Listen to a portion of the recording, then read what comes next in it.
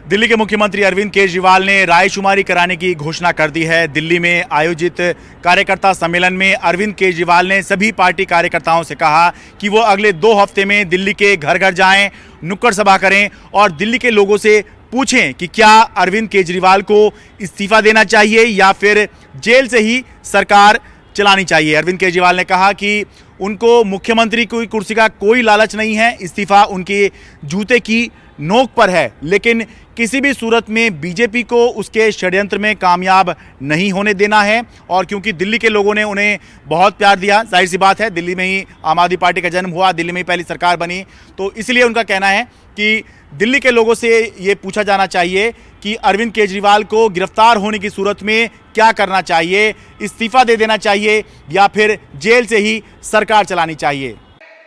आप लोगों को घर घर जाना जाएंगे, सब लोग समय देना पड़ेगा, मेहनत करनी पड़ेगी।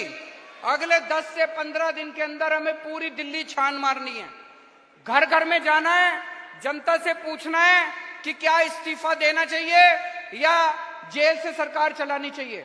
जो जनता कहेगी, जनता का हुक्म हमारे सर माथे पर। और हमें सत्ता का लालच नहीं है।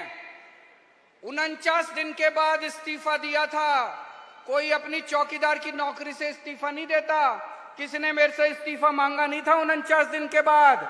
मुझे लगता है दुनिया का पहला मुख्यमंत्री हूं जिसने अपनी मर्जी से 49 दिन के बाद इस्तीफा दे दिया था।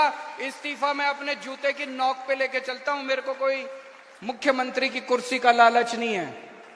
अरविंद केजरीवाल ने पार्टी कार्यकर्ताओं से कहा कि यही लोकसभा चुनाव के लिए प्रचार का आगाज होगा, लेकिन ये तो थी इस्तीफे की बातें। अरविंद केजरीवाल का जेल के बारे में क्या विचार है, ये भी आपको जरूर सुनना चाहिए। हम लोग जेल जाने से नहीं डरते, जेल हमारे लिए भूषण है। एक क्रांतिकारी के लिए जेल भूषण होती है। हम लोगों को जेल का कोई डर नहीं है। मैं जेल एक बार 15 दिन रह के आया था, अंदर ठीक ठाक इंतजाम होता है। आप भी कभी जेल जाओ तो चिंता मत करना। अगर भगत सिंह इतने दिन जेल रह सकते हैं, मनीष सिसोदिया 9 महीने जेल रह सकता है, सतिंदर जैन 1 साल जेल रह सकता है, तो मेरे को जाने में क्या दिक्कत है, मैं भी चला जाऊंगा। मेरे को जेल जाने का फर्क नहीं पड़ता।